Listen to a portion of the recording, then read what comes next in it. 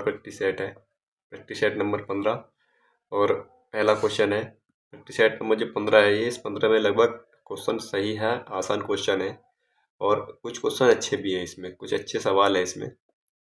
पहला क्वेश्चन है, पहला क्वेश्चन दिया कि वह छोटी से छोटी संख्या बतानी है जिसको 6 यानी कि 6627 को गुणा करने पर यह एक पूर्णांक संख्या बन जाए।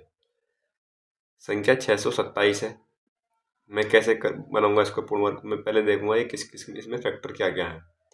मैं 3 से काटूंगा इसको, 3 दूनी 6, 3 दूनी 6 और 3 दूनी 27। 2209 जो है ये 47 का वर्ग है, 47 का वर्ग है 2209। ठीक है, ये पता होना चाहिए, कम से कम 50 तक के वर्ग हमें याद होने चाहिए। 2209 47 का वर्ग है, यानी कि ये तो पूर्ण वर्ग है यहाँ पर, और इसको मैं पूर्ण वर्ग बनाऊंगा, यानी कि मेरा जो फैक्टर है 47 गुणा 47 और गुणा 3 है यहाँ पर। मुझे भी एक 3 की आवश्यकता पड़ेगी, तभी मेरा ये पूर्ण वर्ग बनेगा यहाँ पर। ऑप्शन नंबर सी ठीक हो जाएगा, इसका 3 से गुणा करनी पड़ेगी। क्वेश्चन आसान है, ठीक है। अगला क्वेश्चन देखते हैं। अगला क्वेश्चन ये है कि किसी निश्चित दूरी को पूरी करने के लिए एक्स और वाई की औसत गतियाँ हैं। ये निश्चित दूरी है, यानी कि दूरी एक कांस्टेंट है दोनों के लिए, एस के लिए भी और वाई के लिए भी।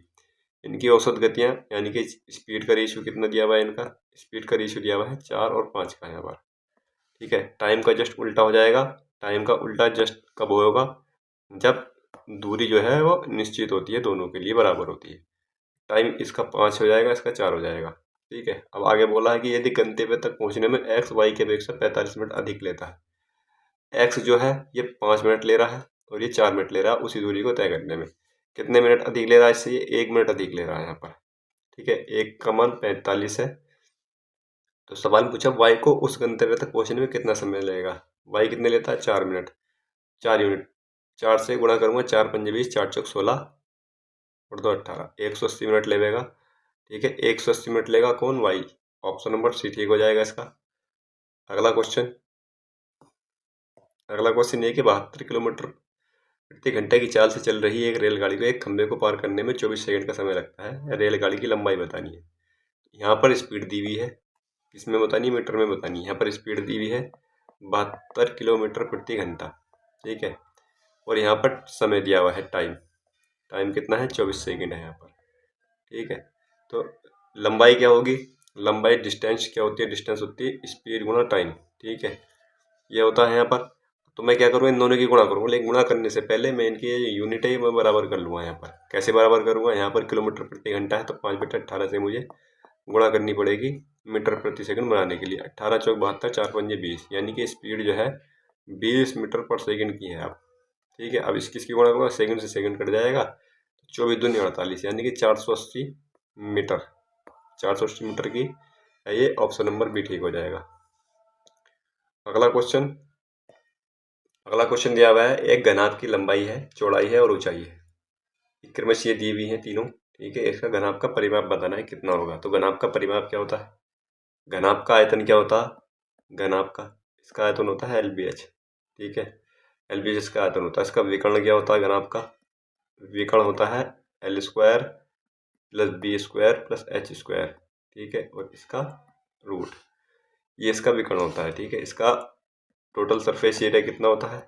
तो वो होता है 2LB + BH और +H। ठीक है, ये होता है। ठीक है, इसके अलावा इसका जो परिमाप होता है घनाभ का परिमाप, घनाभ का परिमाप क्या होता है? इसका परिमाप होता है 4L + B + H। ठीक है, यह होता है इसका परिमाप। इसमें पूछा है परिमाप कितना होगा, तो मैं क्या करूँगा? इन सबको जोड़ूंगा और 4 से गुणा कर दूंगा। ठीक है, केवल मेरा यहाँ पर यही क्रिया है 2x माइनस का 5y और प्लस का 3। ये m है अंदर यहाँ पर। ठीक है, ये m है। अगर मैं इनको सबको जोड़ूंगा तो एक m मेरा यहाँ पर कोमा आ जाएगा बाहर। ठीक है, m तो मेरा यहाँ पर एक बाहर कोमा ना जाएगा, तो मैं m को बाहर ही ले जाऊंगा यहाँ पर।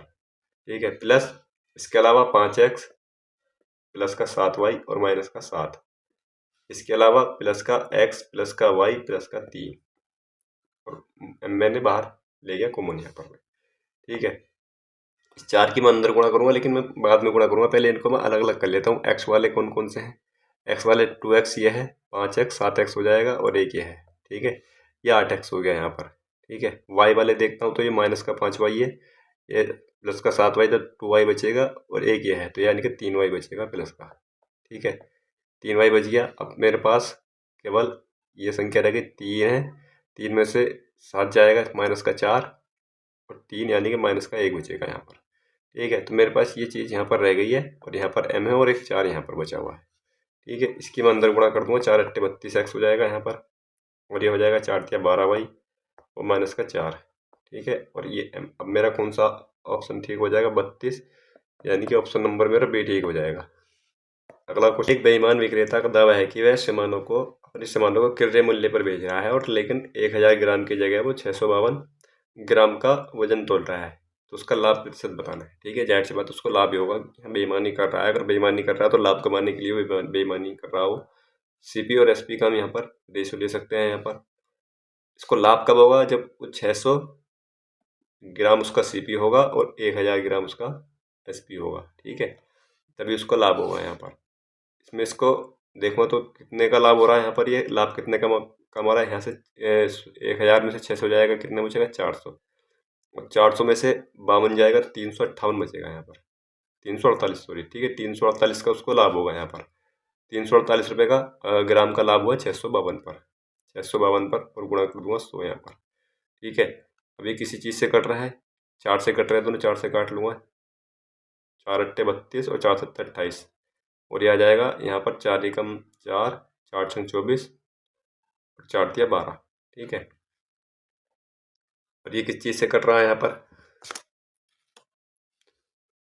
तो यहाँ पर मैं क्या करूँगा, गुणा 100 भी है मेरा यहाँ पर, 87 को भाग करूँगा 163 से मैं यहाँ पर। ठीक है, तो यहाँ पर एक ऑप्शन में सब में पहले संख्या पे 5 है तो 5 बार तो ही जा रहा होगा। यहाँ से 5 तिया 15 आ जाएगा और 5 छंग 30 और 1 31 और 5 एकम 5 और 3 8 आ जाएगा, 815। यहाँ से कितना बचेगा? 5 बचेगा और यहाँ बचेगा 5, 55 बचा यहाँ पर। ठीक है, और एक ये उतार लूँगा यहाँ पर। अब कितनी बार जा सकता है मेरा यहाँ पर? ये एक बार तो जाएगा, ये तो होगा नहीं। 3 बार देख सकता हूँ इसको, तो ये 3 बार भी कम लग रहा है। 5 से 5 देखो तो 5 से ज़्यादा चला जाएगा, तो 3 बार यहाँ से जाएगा ये, तो 5 वाले भी खत्म हो जाएंगे यहाँ पर ये। ठीक है, इन दोनों में से मेरा कोई सा आंसर होगा। ठीक है, ये 3 बार गया, 3 तिया 9 आ जाएगा यहाँ पर, 3 छंग 18 और 3 का 3 और 1 4 आ जाएगा यहाँ पर। इसको मैं घटाऊंगा, 1 बचेगा यहाँ पर और ये 6 बचेगा यहाँ पर। 61 बचा, पॉइंट लगाऊंगा यहाँ पर, सी पर बढ़ा दूंगा यहाँ पर। ठीक है, अब मेरा कितनी बार जाएगा ये? तो 3 से तो ज़्यादा ही बार ही जाएगा, तो ऑप्शन नंबर बी ठीक हो जाएगा मेरा इसका। ठीक है, ऑप्शन नंबर बी सही हो जाएगा। अगला क्वेश्चन देखता हूँ। दी हुई है इस सवाल में 3 छूट दी हुई है, तो इन छूट पर प्रभावी छूट बतानी है कितनी होगी। 13% है। अगर 100 रुपये का मार्क प्राइज है तो 13% की छूट के बाद वो 87 रुपये में मिलेगा। इसके बाद 20 पंजे 100, 5 रुपये का अगर मार्क प्राइज है तो 4 रुपये में वो मिलेगा, और 4% का मतलब होता है 1/25, यानी कि 25 से यह 24 आ जाएगा। ठीक है, अब इनकी मैं सबकी गुणा करूँगा यहाँ पर, 25 पंजे 125, 12,500 तो यहाँ पर आ जाएगा ये।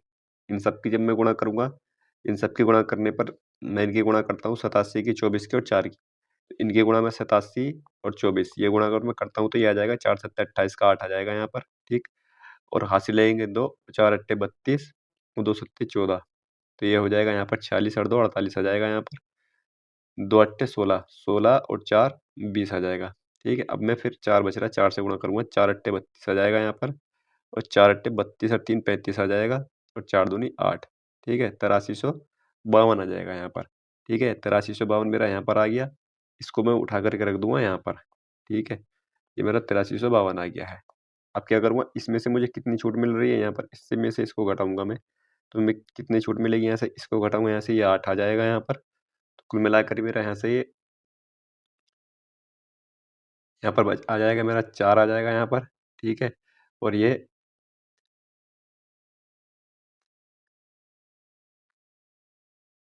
यानी कि 4148 आ जाएगा यहाँ पर ये। ठीक है, 4148 यहाँ पर आ गया। अब 4148 रुपये की छूट मिली हुई है ओवरऑल किस पर, 1,25,000, ये जो मेरा मार्क प्राइज है यहाँ पर। गुणा कर दूंगा 100 से, 100 से ये कट जाएगा यहाँ से, और तो कट नहीं रहा है यहाँ पर ये। ठीक है, तो मैं क्या करूँगा, 4148 इसको मैं भाग करूँगा 125 से, मेरा कितना आएगा यहाँ पर, इसको भाग करूँगा तो 125 से 3 बार तो जाएगा, क्योंकि सब में यहाँ पर 3 है यहाँ पर, तो मुझे डायरेक्टली कर देनी, तो 375 आएगा यहाँ पर। ठीक है, 125 या 375, ये 9 बचेगा यहाँ पर, और ये 3 बचेगा यहाँ पर, 39 शेष बच रहा है यहाँ पर।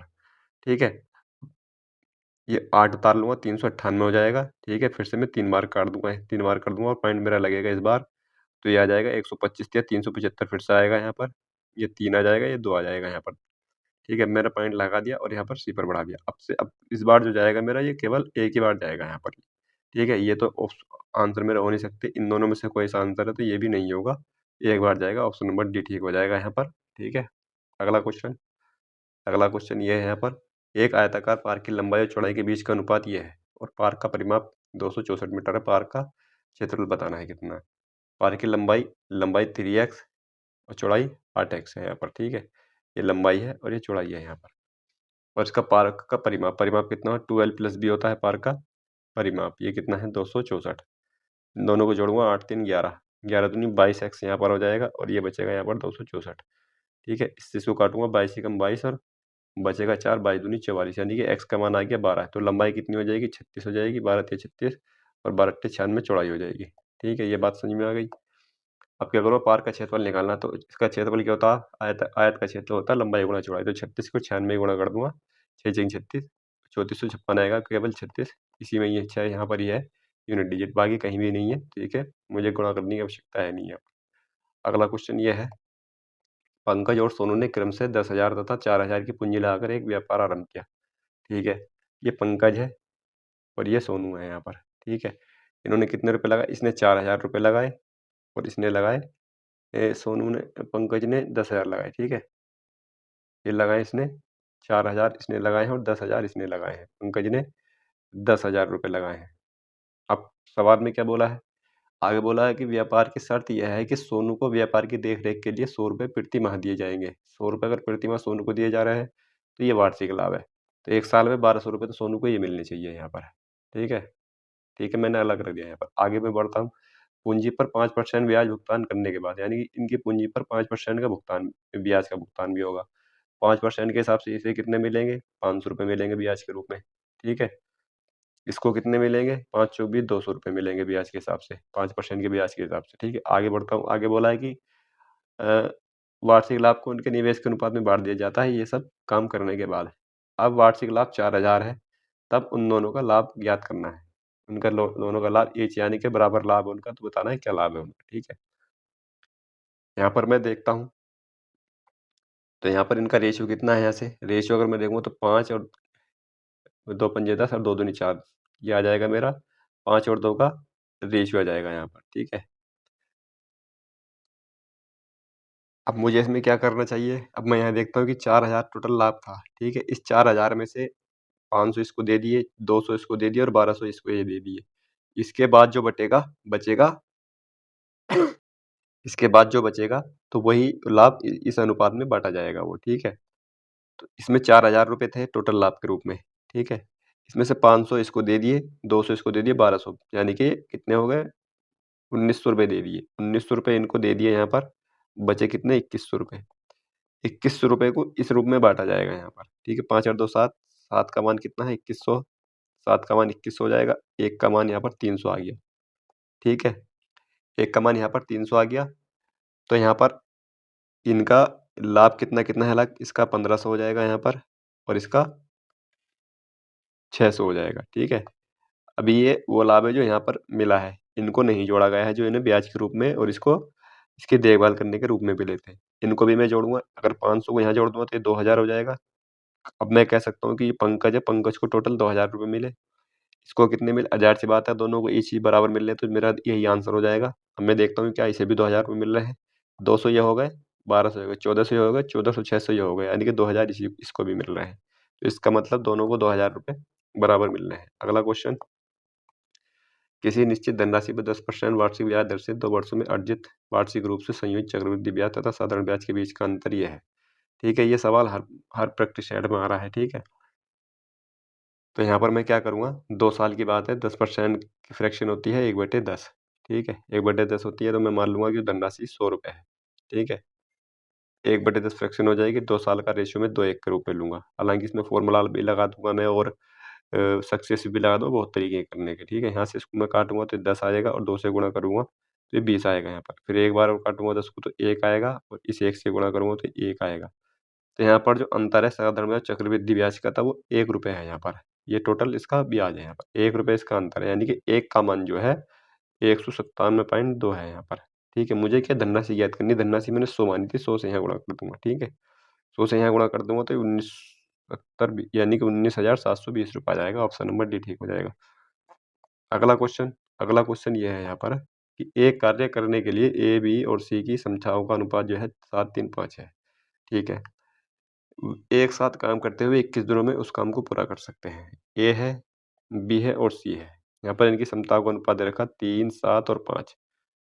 7 और 3, 10, 5, 15। टोटल इनकी क्षमता जो है 15 है और वो एक साथ करते हैं 15-21 दिनों में। अगर मैं 21 से गुणा कर दूंगा तो टोटल काम आ जाएगा मेरे पास ये 15 एकम 15 और 15 दूनी 30 और 1 31। 315 मेरे पास टोटल वर्क है। ठीक है, अब आगे बोला है कि 15 दिनों के लिए ए और सी ने एक साथ काम किया। ए और सी ने 15 दिन के लिए काम किया। 7, 5, 12। 12 की एफिशिएंसी से 15 दिनों तक काम किया तो उन्होंने 180 काम कर लिया। ठीक है, 180 काम इन्होंने कर दिया है यहाँ पर। तो शेष काम अभी बच रहा होगा। यहाँ पर शेष काम मुझे निकालना पड़ेगा 5 और यहाँ पर मैं घटाऊंगा इसको तो ये 3, 135 बचेगा यहाँ पर। ठीक है, 135 बच रहा है यहाँ पर। ठीक है, 135 मेरे पास शेष काम बच रहा है। अब क्या बोला है कि शेष कार्य बी द्वारा अकेले कितने दिनों में किया जाएगा। बी की एफिशिएंसी कितनी है 3। 3 से इसको भाग कर दूंगा, 3 चौक 12 और 3 पंजे 15 यानी कि 45 दिन में जो बी है वो बचे हुए काम को कर देगा। ऑप्शन नंबर बी ठीक हो जाएगा। अगला क्वेश्चन ये है यहाँ पर कि यदि n राशियों का औसत p है और m राशियों का q है तो m प्लस n राशियों का औसत यानी कि सभी राशियों का औसत यहाँ पर बताना है। तो यहाँ पर n राशियों का औसत अगर p है तो टोटल कितनी हो जाएंगी वे np हो जाएंगी। ठीक है, अगर m राशियों का औसत अगर q है तो टोटल कितनी हो जाएंगी mq हो जाएंगी। ठीक है, टोटल मेरे पास np प्लस mq है टोटल। ठीक है, और राशि कितनी है टोटली m प्लस n हो जाएगी मेरे पास। तो यही मेरे पास औसत आ जाएगा। ठीक है, ऑप्शन नंबर हो जाएगा मेरे पास बी ठीक इसका। अगला क्वेश्चन ये है यहाँ पर कि एक नाव को धारा की विपरीत दिशा में 49.2 किमी जाने में 90 मिनट लगते हैं। इसको देखते ही DS, US, B और W लिखता हूँ। अब मैं क्या करूँगा इसमें इसमें विपरीत दिशा की स्पीड दे रखी है 90 49.2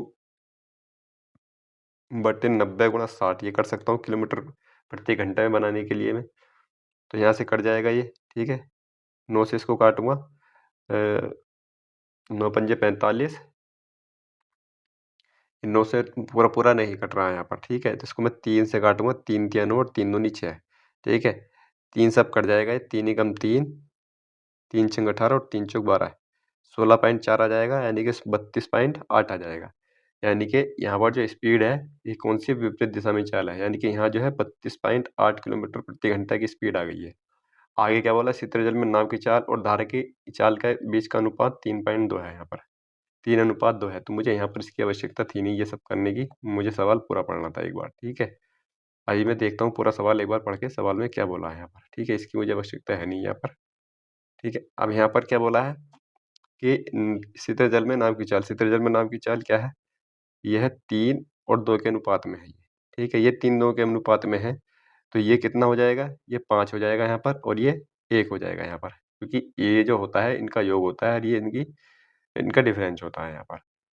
अब यानी कि 1 का मान मैंने चलो यहाँ पर निकाला सही कहा, यहाँ से 1 का मान तो ये आ गया, तो इसका मान क्या होगा यानी कि वे समांतर दिशा में चाल इसका आ जाएगा। इसकी मैं इससे गुणा करूँगा 5 अट्ठे 40 आ जाएगा, 5 दूनी 10 4 14 और 5 तिया 15 154 किलोमीटर प्रति घंटा तो ये हो जाएगी और 32.8 किलोमीटर प्रति घंटा की चाल ये हो जाएगी। अब आगे सवाल में क्या पूछा है, विपरीत दिशा में 44.8 किमी विपरीत दिशा की चाल है ये 44.8 किलोमीटर जाना है विपरीत दिशा में 32.8 की मेरी चाल स्पीड है।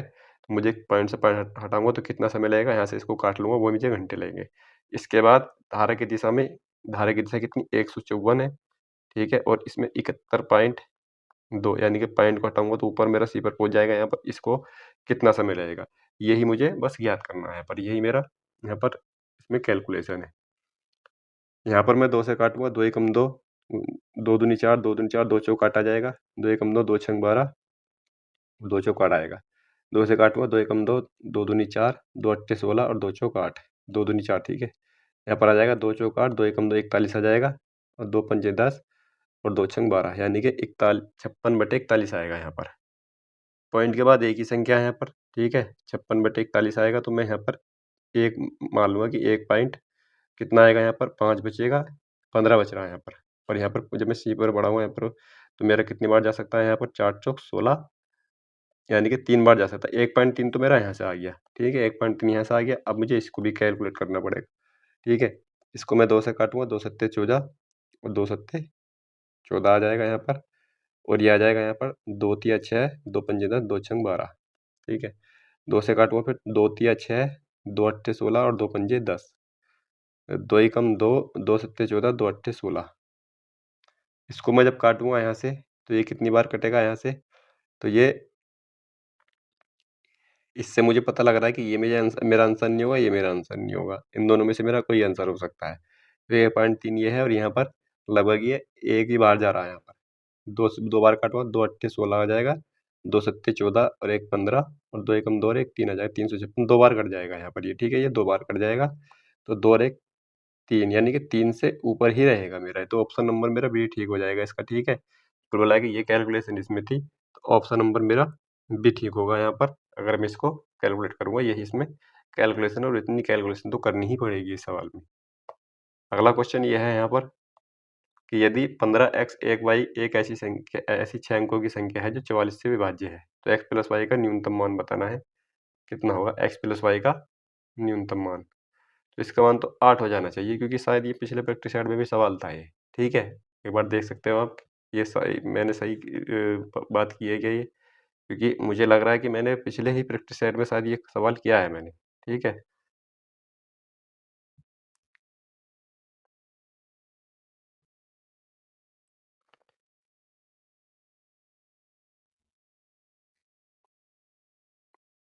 एक बार इसको करके देख लेते हैं, ठीक है? इस सवाल को हम करते हैं यहाँ पर। ये यहाँ पर 15 एक्स 1 वाई 2 दिया हुआ है यहाँ पर, ठीक है? हो सकता है मैं थोड़ा-सा गलत हूँ, ठीक है अभी। अब यहाँ पर क्या है, ये चीज़ है 15 एक्स 1 वाई, तो यहाँ पर ये दिया हुआ है। अब इसमें 44 से विभाज्य होनी चाहिए। 44 से विभाज्य के लिए या तो 11 से और 4 से, दोनों से विभाजित होनी चाहिए वो संख्या। 11 से भी और 4 से भी।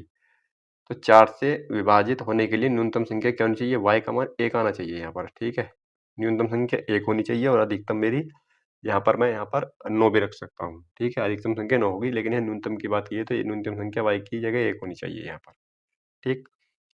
y का मान 1 आ गया है, तो यहाँ पर 1, 5, x 1, 1 और 2।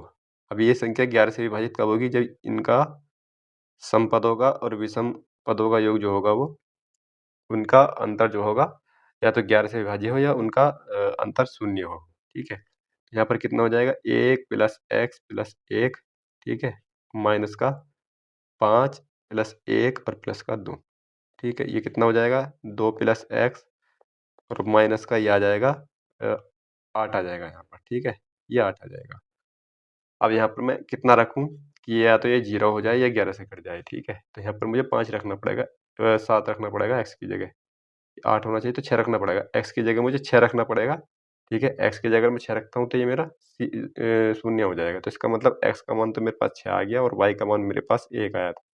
तो इसका आंसर हो जाएगा x प्लस वाई का 7 आ जाएगा इसका, ठीक है? 7 आएगा, ये गलत था, 7 उसका आंसर हो जाएगा। लेकिन सेम सवाल था ऐसा ही पिछले प्रैक्टिस सेट में। अगला क्वेश्चन ये है कि अर्पिता 9 संतरे और 8 केले 276 में खरीदती है।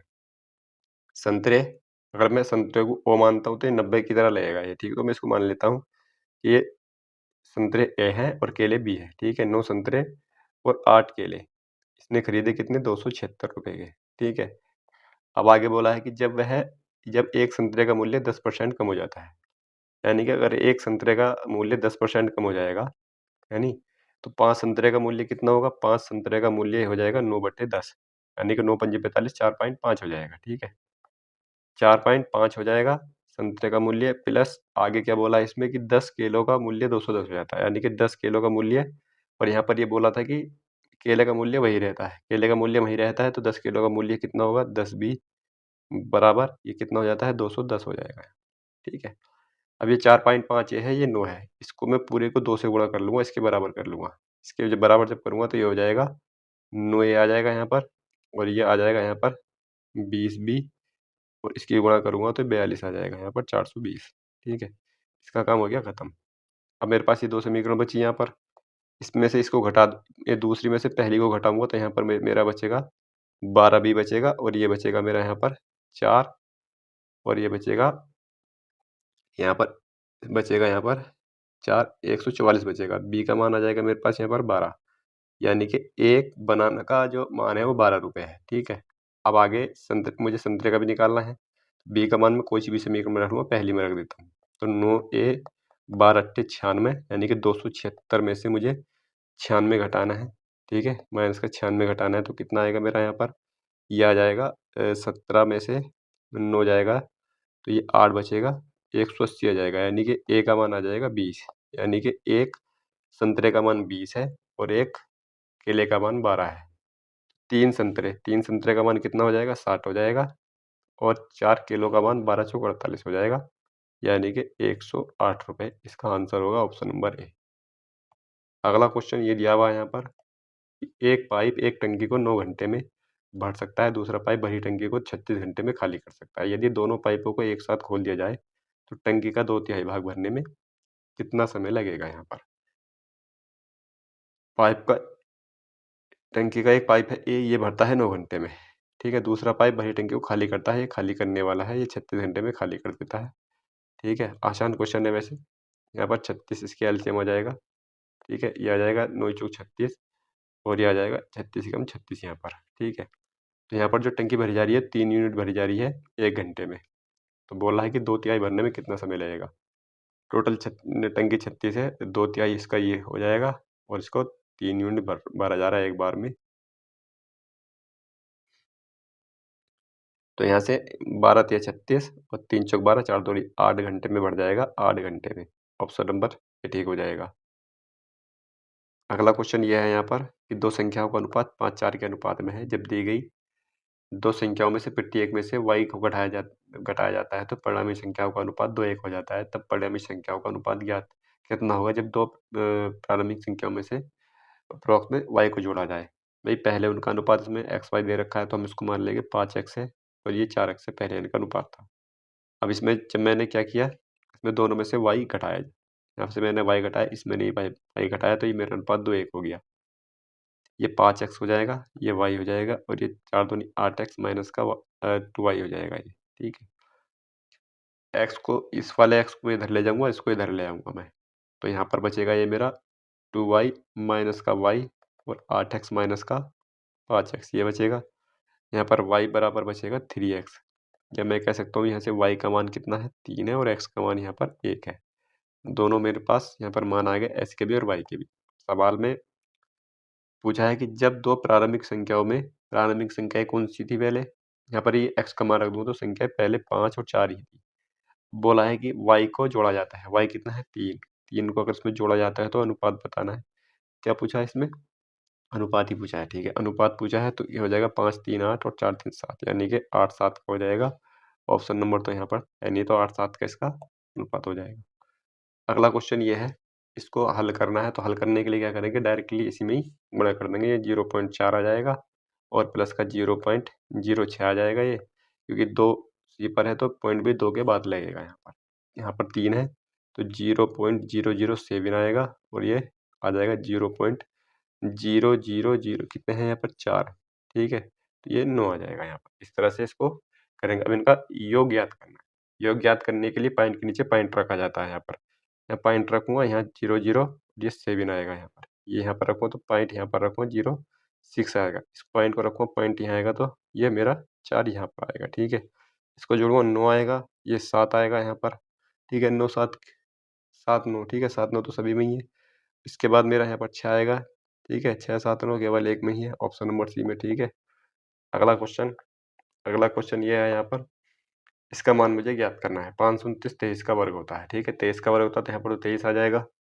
इसके बाद यहाँ पर ये भी 23 का वर्ग है तो पॉइंट कहाँ पर लेगा, बीच में लेगा, क्योंकि मैं इसको पॉइंट को जब हटाऊंगा नीचे 2 सी पर मेरे बढ़ेंगे। तो ये 23 का वर्ग है और ये 10 का वर्ग है, ठीक है। तो 10 से 23 को काटूंगा तो प्लस का 2.3 आएगा यहाँ पर, ठीक है। इसी तरह से यहाँ पर 529 पॉइंट हटाऊंगा तो 4 सी पर बढ़ेंगे नीचे यहाँ पर, ठीक है। 4 बढ़ेंगे, ये 529 का यानी कि 23 का वर्ग बचेगा और ये 100 का वर्ग बचेगा। तो पॉइंट कहाँ लगेगा, ये मेरा पॉइंट लगेगा यहाँ पर ही लगेगा, ठीक है, नीचे 2 रह जाएंगे ये। तो प्लस का 0.23 बचेगा यहाँ पर। अब मैं इसको जोड़ूंगा तो कितना आ जाएगा, 23 और 2 25 आ जाएगा। 25.53 होना चाहिए यहाँ पर, ठीक है। 25.53 आ जाएगा, ऑप्शन नंबर बी ठीक हो जाएगा। अगला क्वेश्चन ये दिया हुआ है कि 13 लीटर मिश्रण में दूध और पानी का अनुपात 3:2 है। 13 लीटर मिश्रण है, इसमें मिल्क और वाटर का अनुपात है, ठीक है। अब इसमें क्या किया गया है, यदि इस मिश्रण के 3 लीटर को दूध के 3 लीटर से बदल दिया जाता है, यानी कि इसमें से अगर मैं 3 लीटर मिश्रण निकालूंगा तो मेरे पास मिश्रण 10 बचेगा, ठीक है। तो जो रेशियो इसमें था मिल्क वाटर का, वो भी इसमें भी वही रहेगा, क्योंकि अगर यहाँ पर कुछ भरा हुआ है, ये ड्रम में दूध और पानी भरा हुआ है, अगर मैं इसमें से आधा, इसमें अनुपात जो है वो 5:4 का है, ठीक है, मैं मानता हूँ यहाँ पर।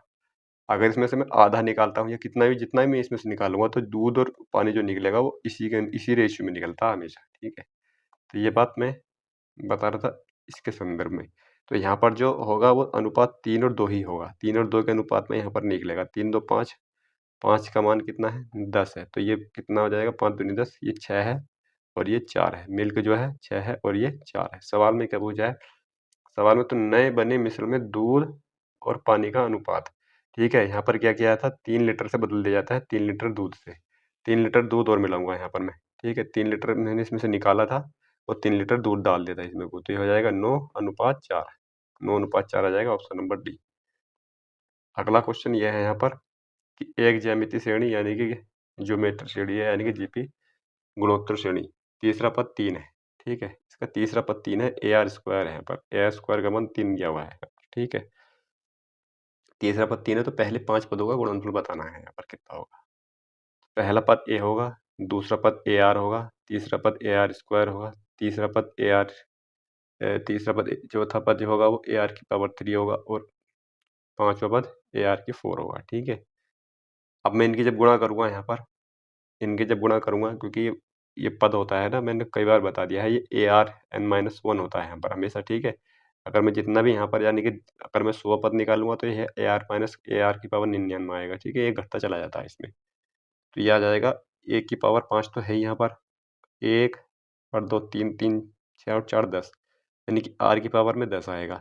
इसको मैं और क्या लिख सकता हूँ, इसको मैं ये भी लिख सकता हूँ, AR² की पावर 5 भी लिख सकता हूँ यहाँ पर। और AR² का मान कितना है, 3, तो यहाँ पर मैं 3 की पावर 5 रखूँगा, तो ये कितना हो जाएगा, 3 तिया 9, 9 गुणा 9 और गुणा 3, 81 गुणा 3, 3 अट्टे 24, 3 ही कम 3, यानी कि ऑप्शन नंबर बी आ जाएगा।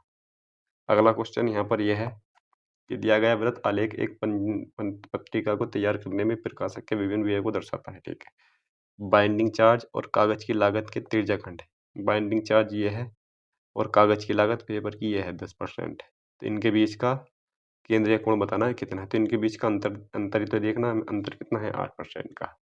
8% का 100% का मान कितना दिया हुआ है यहाँ पर, 100% का मान दिया हुआ है 360 डिग्री। 8% का मान कितना होगा, बटे 100, ठीक है। ये कट जाएगा यहाँ से, 2 से काटूंगा, ये कट जाएगा मेरा 2 चौक 8, 2 पंजे 10, ठीक है। ये इसको मैं काटता ही नहीं हूँ, ठीक है। मैं इसको काटने में डायरेक्ट गुणा कर रहा हूँ यहाँ पर, क्योंकि मुझे नीचे 10 या 100 के रेशियो में चाहिए होता है। तो ये 8 छंग 48 और 8 तिया 24 और 4 28 आ जाएगा, ठीक है। तो मेरा पॉइंट कहाँ लगेगा, यहाँ पर लगेगा 28 पॉइंट 8 छंग 48 आएगा ना, यहाँ पर 8 छंग 48 आएगा, तो 28.8 डिग्री आएगा इसका आंसर, ठीक है। अलग अलग निकालने की जरूरत नहीं है, सीधा हमें अंतर में ही निकाल के करना है इसका, ठीक है। अगला क्वेश्चन देखते हैं। अगला क्वेश्चन ये है, अगला क्वेश्चन भी इसी तरह का ही है। इसमें दिया हुआ है कि ये राज्य है ABC, इनमें प्रतिशत साक्षर है, ये साक्षर महिला और पुरुष का अनुपात है, ये निरक्षर का अनुपात है। अब सवाल में देखते हैं, इसमें दिया हुआ कि राज्य A के साक्षर पुरुष जनसंख्या 5 लाख है, ठीक है। 5 लाख है A की, तो A की साक्षर जनसंख्या पुरुष की कितनी है, 5 है, महिला की 6 है, तो यानी कि 5 यूनिट का मान 5 लाख है, ठीक है। 5 यूनिट का मान 5 लाख है, तो 6 यूनिट का मान 6 लाख होगा, तो टोटल जनसंख्या कितनी होगी, 11 लाख हो गई, ठीक है। ये राज्य A है, इसमें टोटल जनसंख्या 11 लाख है, ठीक है। सवाल पूछा राज्य की कुल जनसंख्या, राज्य की कुल जनसंख्या बतानी है, ठीक है। ये यहाँ पर कुल जनसंख्या नहीं है, यानी कि 55% है ना, प्रतिशत है यहाँ पर ये दिया हुआ, ये 55% है यहाँ पर, ठीक है। यानी 55% का मान आया है यहाँ पर, ये 55% का मान कितना है, 11 लाख आया है यहाँ पर।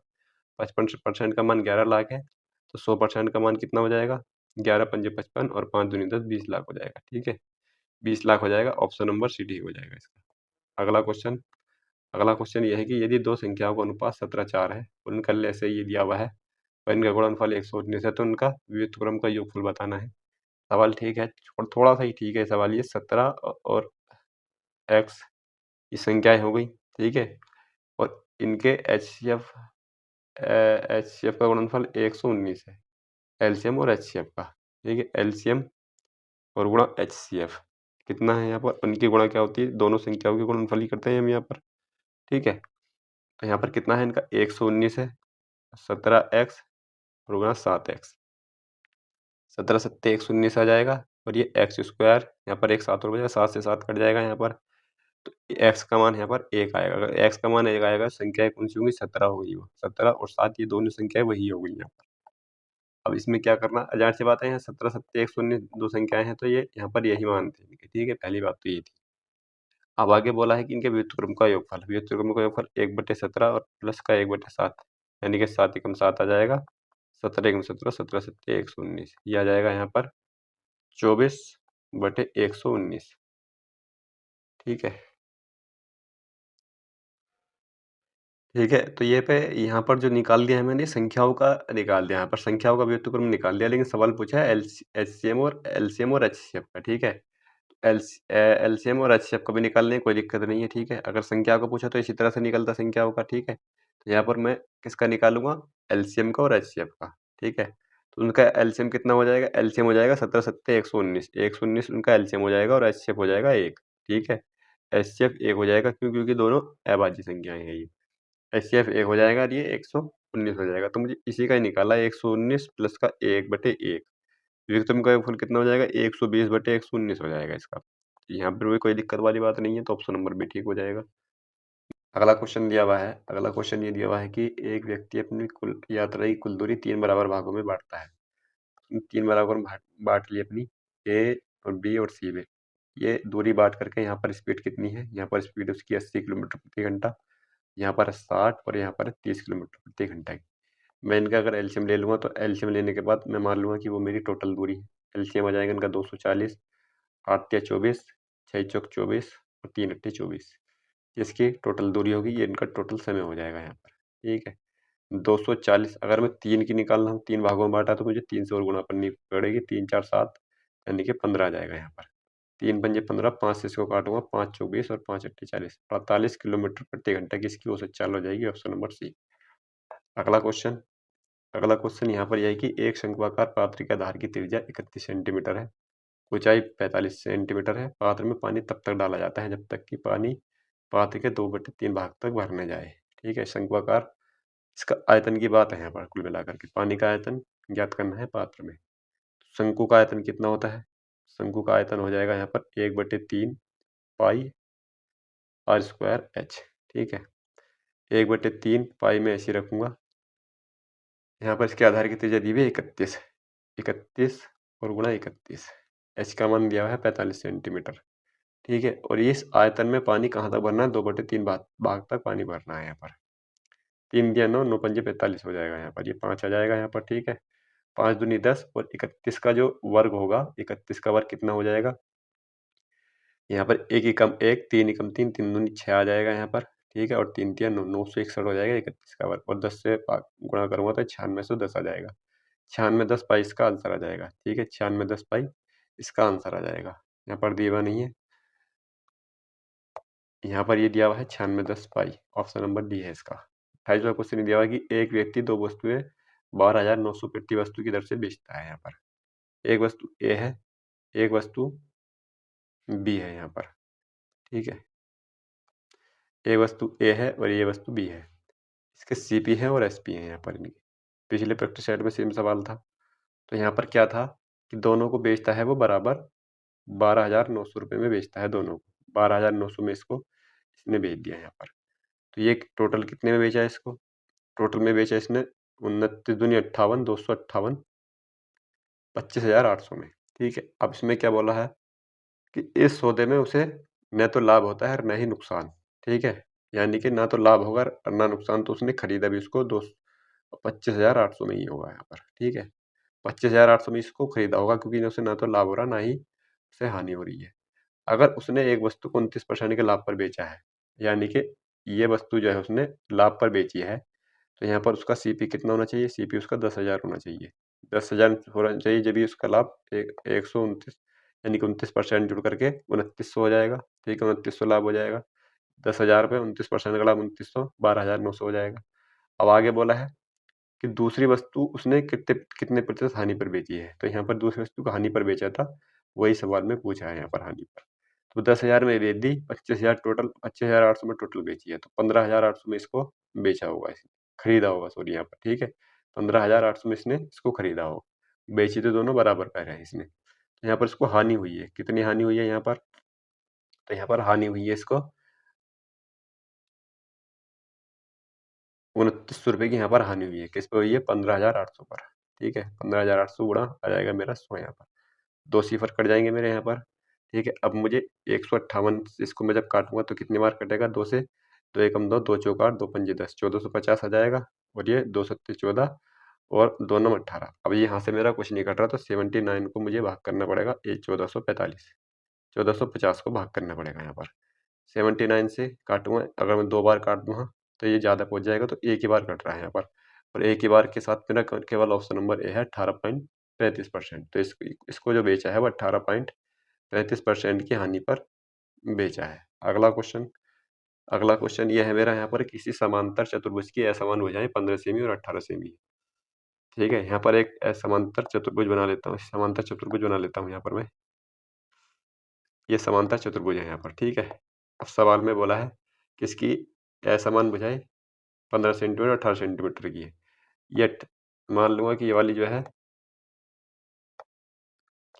ये 18 सेंटीमीटर की है, ये 18 सेंटीमीटर की है, ये भी 18 की हो जाएगी, ये 15 की है, ये भी 15 की हो जाएगी। ठीक है, अब आगे सवाल में बोला है कि इनके बीच की दूरी, जो छोटी भुजा है उनके बीच की दूरी 12 सेंटीमीटर है। छोटी भुजा ये वाली है यहाँ पर, इनके बीच की दूरी इस तरह से निकलती है यहाँ पर, ऐसे नहीं होती है, इस तरह से निकलती है यहाँ पर। ठीक है, इनके बीच की दूरी कितनी है? कितनी है? ये 12 सेंटीमीटर की है। तो मुझे क्या ज्ञात करना है? मुझे इनके बीच की दूरी ज्ञात करनी है, ये वाली। ठीक है, ये मुझे ज्ञात करना है यहाँ पर, बड़ी भुजाओं के बीच की दूरी ज्ञात करनी है। अगर इसका पहली बात तो समानांतर चतुर्भुज का क्षेत्रफल क्या होता है? आधार गुणा ऊंचाई होता है। ठीक है, आधार गुणा ऊंचाई होगा। ठीक है, अगर मैं इसको आधार मान लूँ, इसको अगर मैं 18 को आधार मान लूँ 18 को, तो इसकी जो ऊंचाई होगी वो h होगी। ठीक है, तो इसकी ऊंचाई कितनी होगी? 18 गुणा h हो जाएगी। अगर मैं इसको आधार मान लूँ 15 को, तो 15 मेरा आधार हो जाएगा, ऊंचाई मेरी 12 हो जाएगी। तब मेरा क्षेत्रफल कितना होगा? तब मेरा क्षेत्रफल होगा 180 का। ठीक है, दोनों बराबर ही है क्षेत्रफल इसके, दोनों तरफ से बराबर होंगे। 18 से 18 कट जाएगा, यानी कि h का मान मेरा 10 आएगा यहाँ पर, यानी कि जो बड़ी भुजा है उनके बीच की दूरी 10 हो जाएगी, 10 सेंटीमीटर। अगला क्वेश्चन ये है यहाँ पर कि 15,625 की धनराशि पर 9 महीने का चक्रवृद्धि ब्याज क्या होगा यदि ब्याज की दर 16% वार्षिक और ब्याज त्रैमासिक संयोजित होता हो तो। भाई 9 महीने का है और 3 मास में संयुक्त है, यानी 3 मास में कितने पेयर बनेंगे? 4 बनेंगे। ठीक है, 4 बनेंगे, तो ये इसकी दर आर हो जाएगी 4% की। ठीक है, 4 से भाग करूंगा और ये 4 से गुणा करूंगा, 4 9 36, यानी कि 3 साल की हो जाएगी, 3 साल। तो यहाँ पर कुल मिला के धनराशि कितनी है? धनराशि मेरी 15,625 की है, दर मेरी 4% की है, इसको मैं 1/25 लिख सकता हूँ, और टाइम जो है मेरा 3 साल का है यहाँ पर। ठीक है, मुझे क्या ज्ञात करना है? इसमें ब्याज ज्ञात करना है। ठीक है, ब्याज ज्ञात करना है, तो 15,625 तो मेरे यहाँ पर आ गए। ठीक है, 1/25 ये हो जाएगा, 3 साल की मुझे ज्ञात करनी है यहाँ पर, 3 3 1 की। इससे मैं इसको काटूंगा तो 25 छक्का 150, 625 बार कटेगी, 3 से गुणा कर दूंगा तो 1875 आ जाएगा यहाँ पर। 25 तिया 75 और 3 छक्का 18। 25 से एक बार फिर काटूंगा तो 25 बार कट जाएगा ये। ठीक है, फिर 3 से गुणा करूंगा तो 25 तिया 75 यहाँ पर आ जाएगा। फिर से काटूंगा एक बार, 25 से एक बार काटूंगा, और यहाँ पर एक तीनों की एक एक करके ये मैंने गुणा कर लिया यहाँ पर, ये आ जाएगा 1 यहाँ पर। तो ये आ जाएगा 1951 आ जाएगा यहाँ पर। ठीक है, 1951, यही मेरा क्या है? ब्याज है। ऑप्शन नंबर सी ठीक हो जाएगा। अगला क्वेश्चन यहाँ पर ये दिया हुआ है कि एक दुकानदार से अमित ने ₹3 पेटी पेंसिल की दर से 50 पेंसिल खरीदी। सीपी कितना हो जाएगा उसका? 50 पेंसिल, एक पेंसिल 3 रुपए की, तो टोटल सीपी कितना हो गया? 150 रुपए। फिर 15 पेंसिल उसने ₹3.5 प्रति पेंसिल की दर से यानी कि SP कितना है उसका, 15 पेंसिल तो बेची उसने 3.5 रुपये में, प्लस बाकी की पेंसिल, शेष पेंसिल 2.5 रुपये में। शेष कितनी बच रही है अभी, शेष बच रही है 35, 35 बेची 2.5 रुपये में। ठीक है, तो टोटल CP कितना हो जाएगा उसका, 15 पंजे 75 और 5 तिया 45, 45 और 7 52 आ जाएगा, प्लस ये कितना हो जाएगा यहाँ से, इसकी मैं जबकि गुणा करूँगा, इसको मैं 5/2 भी लिख सकता हूँ। 5 पंजे 25 और 5 तिया 15 और 2 17 और 17/2 करूँगा, 2 अट्ठे 16 और ये आ जाएगा 2 सत्ते 14 और 2 पंजे 10, 87.5 आ जाएगा इनकी गुणा करने पर। ठीक है, 87.5 आ जाएगा। इसको जोड़ूंगा तो कितना आ जाएगा यहाँ पर, ये तो 7 और 2 9 और 1 10, 8 5 13 1 14, 140 रुपये आ जाएगा मेरा टोटल SP। SP मेरा टोटल आ गया 140 रुपये। CP मेरा 150 रुपये है। सवाल में क्या बोला है कि अमित को होने वाली लाभ हानि की गणना करनी। लाभ यानी कि यहाँ पर 150 रुपये में खरीदी थी, 140 में बेची थी, 10 रुपये की उसका हानि हो गई, 150 पर हानि होगी। गुणा कर दूंगा 100 से। ठीक है, इससे काटूंगा, 5 दूनी 10 और 5 तिया 15। ठीक है, 3 छंग 18, 3 छंग 6.67% की इसको हानि हो गई। अगला क्वेश्चन यह है कि x रुपये पर R% की दर से m वर्षों का साधारण ब्याज, x रुपये पर R% की दर से m वर्षों का साधारण ब्याज क्या हो जाएगा, ये हो जाएगा MRX बटे 100। y रुपये पर S% की दर से n वर्षों का साधारण ब्याज के बराबर है। ठीक है, किसके बराबर है ये बराबर है y रुपये पर S% की दर से n वर्षों के बराबर है। 100 से 100 कट जाएगा। सवाल पूछा x बटे y किसके बराबर है, MRX बराबर कितना है, YSN। x बटे y पूछा है यहाँ पर, इसको x के इसके बटे में ले जाऊंगा यहाँ पर, और इन दोनों को इसके बटे में ले जाऊंगा, तो यानी कि x बटे y का मान जो आ जाएगा मेरा MR बटे SN हो जाएगा। MR बटे SN, MR बटे NS यहाँ पर दिया हुआ है, ऑप्शन नंबर डी। अगला क्वेश्चन ये है कि P और Q एक कार्य को 90 दिनों में कर सकते हैं। ये सवाल भी अच्छा है। यहाँ पर P और Q 90 दिनों में कर सकते हैं, Q और R इसको 112.5 दिनों में कर सकते हैं। इसके अलावा P और R इसको 150 दिनों में कर सकते हैं यहाँ पर। ठीक है, 112.5 को मैं 225/2 लिख सकता हूँ, 225 बटे में 2 लिख सकता हूँ। ठीक है, 112.5। यहाँ पर इनका एलसीएम लूंगा मैं, एलसीएम आ जाएगा मेरा 225 दूनी 450 आ जाएगा यहाँ पर, जो सब कट रहा है यहाँ पर। यहाँ से काटो 9 पंजे 45, इससे काटूंगा तो 4 बार कट जाएगा और इससे काटूंगा तो 3 बार कट जाएगा। इनकी तीनों की एफिशिएंसी आ जाएगी PQ, QR और PR की, यानी कि P plus Q plus R इनकी एफिशिएंसी कितनी हो जाएगी। यहाँ पर मैं 2 रखूंगा यहाँ पर, क्योंकि सब में 2 2 है। 5 4 9 3 12, यानी कि इनकी एफिशिएंसी 6 आ जाएगी तीनों की। ठीक है, अगर इनकी तीनों की 6 आ गई टोटल, P प्लस Q की 5 है, तो R की कितनी हो जाएगी, R की हो जाएगी 1, QR की 4 है, तो P की कितनी हो जाएगी, 2 हो जाएगी। PR की 3 है, PR की 3 है तो Q की 3 हो जाएगी यहाँ पर। ठीक है, इनकी तीनों की अलग अलग एफिशिएंसी भी आ गई मेरे पास। अब आगे सवाल में क्या बोला है, P की तुलना में X 5 गुना कुशल है। X जो है P की तुलना में X 5 गुना कुशल है, तो X की जो एफिशिएंसी आ जाएगी 10 आ जाएगी। Q की तुलना में Y 2/3 कुशल है,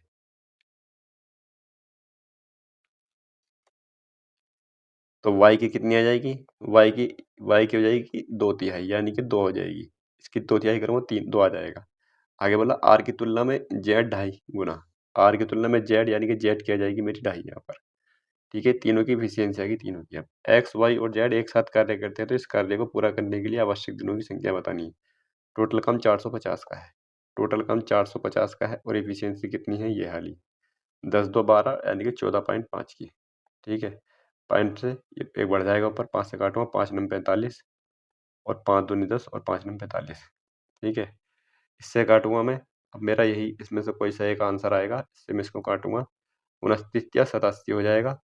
बचेंगे यहाँ पर 30 और 29 का ना 29, यानी कि 31 सही 1/29 आ जाएगा। ऑप्शन नंबर बी ठीक हो जाएगा इसका। अगला क्वेश्चन यह है कि ए बी सी का औसत डी से 8 कम है। ए प्लस बी प्लस सी का जो औसत है वो कितना कम है, डी से 8 कम है, डी से। तो मैं इसको इस तरह से लिख सकता हूँ, डी माइनस बराबर 8, ठीक है, डी से कम है ये तो 8 लिख सकता हूँ इसको। यहाँ पर मैं 3D माइनस का ए माइनस का बी माइनस का सी बराबर 8, 8 से 24 लिख सकता हूँ इसको, ठीक है, 8 या 24। अब आगे क्या बोला है, A plus B plus C D का औसत 42 है। A plus B plus C plus D बराबर कितना हो जाएगा, 42 चौका 4 दूनी 8, 4 चौक 16, 168 हो जाएगा।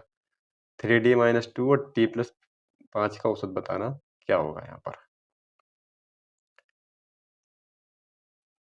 यहाँ पर मैं 3D जो मैंने यहाँ पर माइनस लिया था मैं इसको वापस इस तरह से लिख सकता हूँ यहाँ पर, ठीक है, बराबर 24। ए प्लस बी प्लस सी का मान 168 माइनस का डी हो जाएगा, 168 माइनस डी भी लिख सकता हूँ इन तीनों का मान में, ठीक है, 168 माइनस डी, तो यहाँ पर रख दूंगा 3D माइनस का 168 और ये प्लस का बन जाएगा खुलने के बाद और ये 24 आ जाएगा यहाँ पर।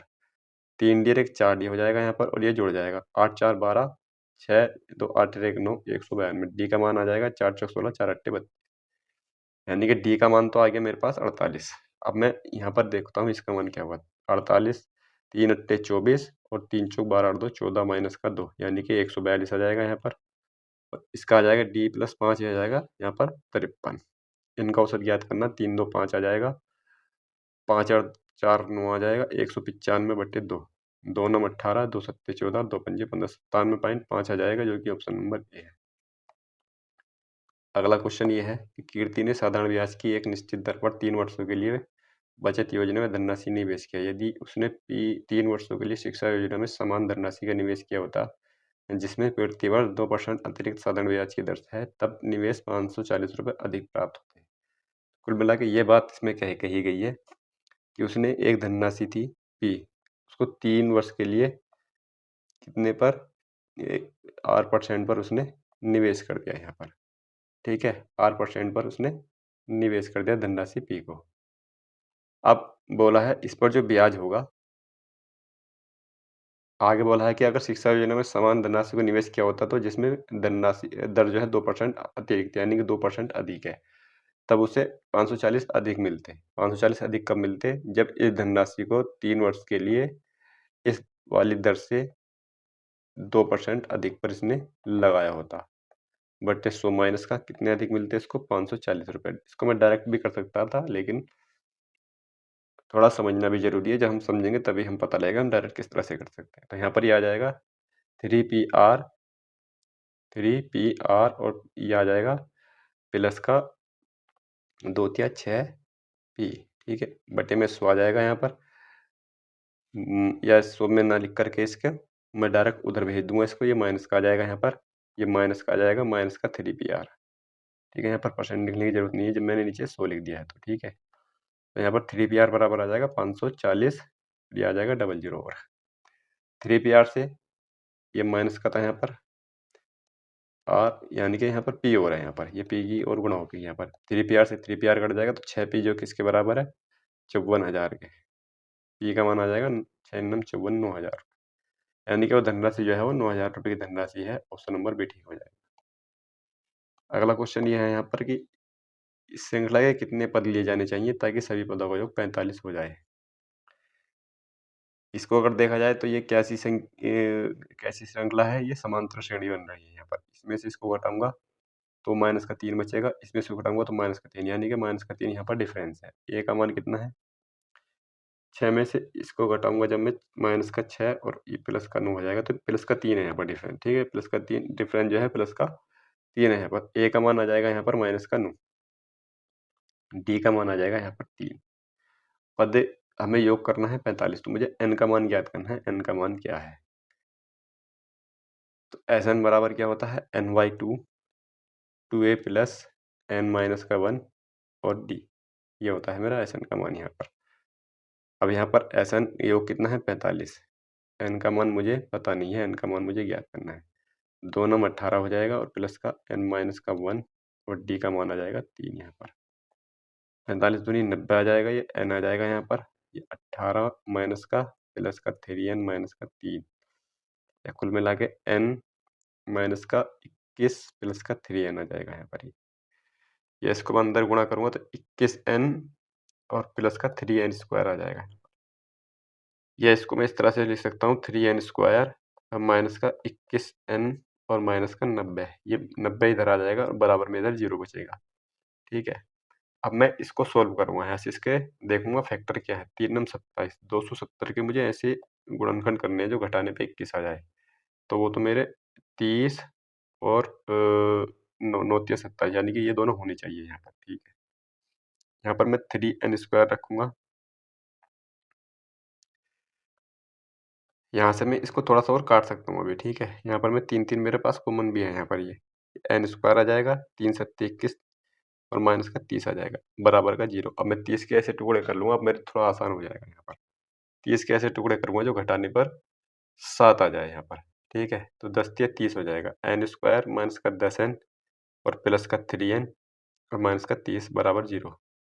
ठीक है, ये अगर नहीं आते हो तो मैं इसको अलग से बता दूँगा ये किस तरह से होता है यहाँ पर। ठीक है, ये प्लस कब होता है, माइनस कब होता है यहाँ पर।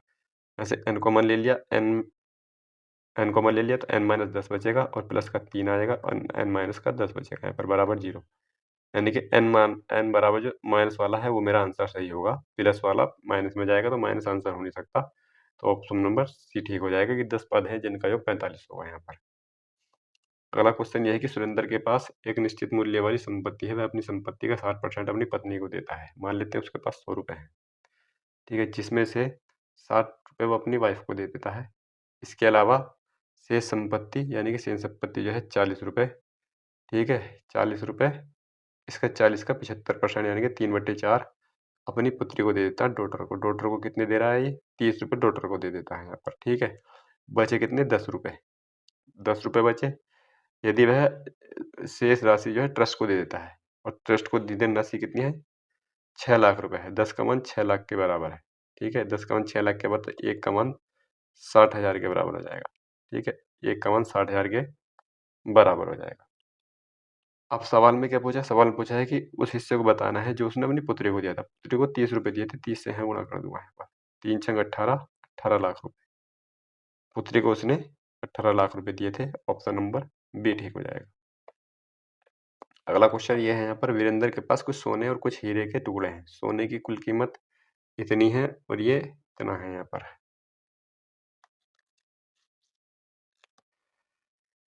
अब सवाल में बोला है कि बाजार में सोने व हीरे की मांग बढ़ने से वह सोने को इतने के अनुपात में और हीरे के इतने के अनुपात में तोड़कर बेच देता है। पूरे सौदे में कितने रुपए की हानि हुई यदि सोने व हीरे का मूल्य उसके वजन के वर्ग के अनुक्रम के अनुपात में है यहाँ पर। ठीक है, तो यहाँ पे दिया हुआ है कि वीरेंद्र के पास कुछ सोने और कुछ हीरे के टुकड़े हैं। ठीक है, सोने की जब मैं गोल्ड की बात करूँ तो गोल्ड के जो टुकड़े हैं वो 3, 2, 1 के अनुपात में उसने बेचा था। ठीक है, टोटल 3, 2, 5 और 1, 6, टोटल 6 है। जब इन टुकड़ों का यहाँ पर दिया हुआ है कि इनका वजन के वर्ग के अनुपात में है, मूल्य जो है इनके वजन के वर्ग के अनुक्रम का अनुपात में है, तो इसका जो मूल्य होगा इस वाले टुकड़े का 9 रुपये हो जाएगा, इस वाले टुकड़े का 4 रुपये हो जाएगा, उस वाले टुकड़े का 1 रुपये हो जाएगा। और इस पूरे यानी कि अगर ये पहले 6 था, उसके बाद इसने तोड़ दिया ऐसे करके ये का 6 मतलब 6 ग्राम का था पहले, तो ये 36 रुपये इसका पहले मूल्य हुआ करता था। तोड़ने के बाद उसका ये हो गया।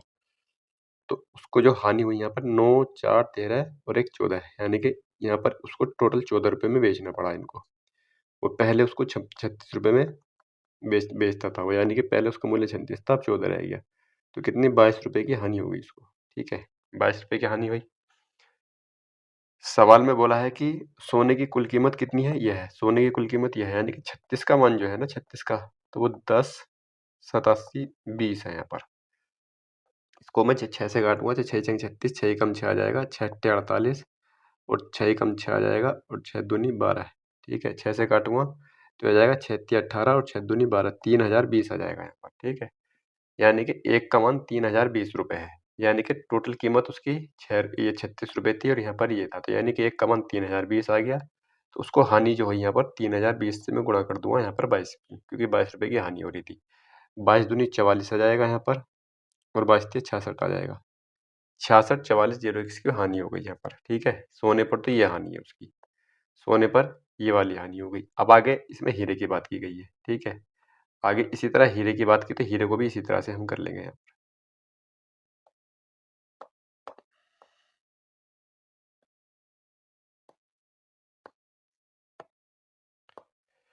अब यहाँ पर हीरे की बात करते हैं, तो हीरा भी इसी अनुपात में, हीरे को भी सेम इसी तरह से कर लेंगे। 3 2 3 2 तो सोना था यहाँ पर, ये हीरा है यहाँ पर, हीरा ये वाला है नीचे वाला। 1 2 3 और 4 के अनुपात में है, ठीक है। 2 और 1 3 3 6 4 10, यानी कि टोटल पहले 10 ग्राम का था वो, तोड़ने के बाद उसने इतना कर दिया। तो उसकी कीमत कितनी हुआ करती थी पहले? 100 रुपए हुआ करती थी, ठीक है। वर्ग के अनुपात में है। अब जब इसको तोड़ा, इसकी कीमत कितनी हुई? 1 रुपए, इसकी 4 रुपए, इसकी 9 रुपए, इसकी 16 रुपए, 16 9 25 यानी कि 30 रुपए। अब जो कीमत है उसकी 30 रुपए है, तो उसको कितनी हानि हुई? 70 की हानि होगी, 70 यूनिट की। यहाँ पर हीरे की कुल कीमत कितनी है? 224,000, 2,24,000, और यहाँ पर कितनी है? 100। तो एक का मान कितना आ जाएगा? 2240, ठीक है। एक का मान कितना आ जाएगा यहाँ पर?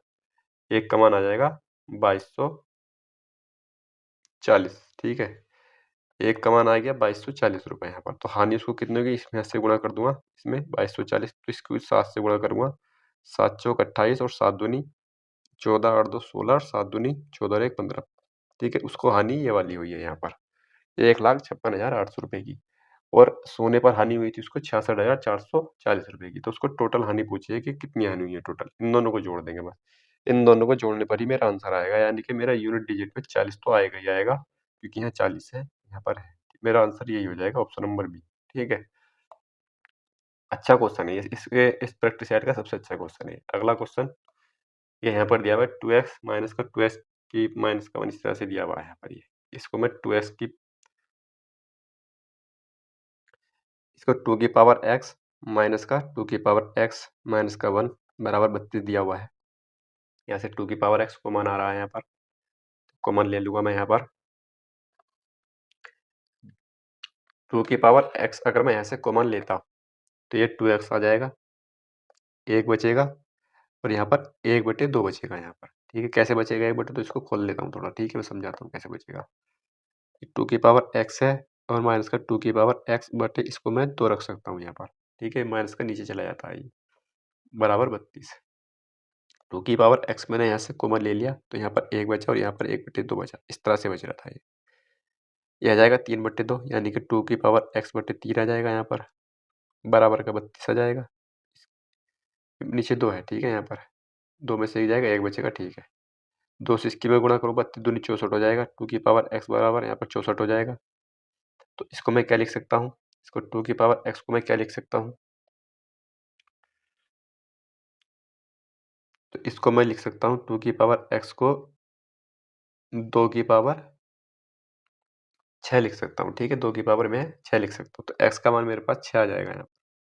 x का मान 6 आ गया, तो मुझे यहाँ पर रखना है और मान ज्ञात कर लेना है।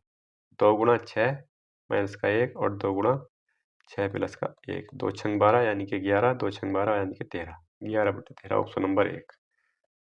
अगला लास्ट क्वेश्चन है इसका प्रैक्टिस सेट का। वह सबसे छोटी संख्या ज्ञात कीजिए जिसमें 9 घटाने पर वह 13, 20, 10 और 23 से विभाज्य हो जाए। कुल मिला के इसका एलसीएम ज्ञात करना है, ठीक है। एलसीएम ज्ञात करना है, एलसीएम ज्ञात करने पर 9 जोड़ देना है बस, ठीक है। अगर घटाने की बात करें तो 9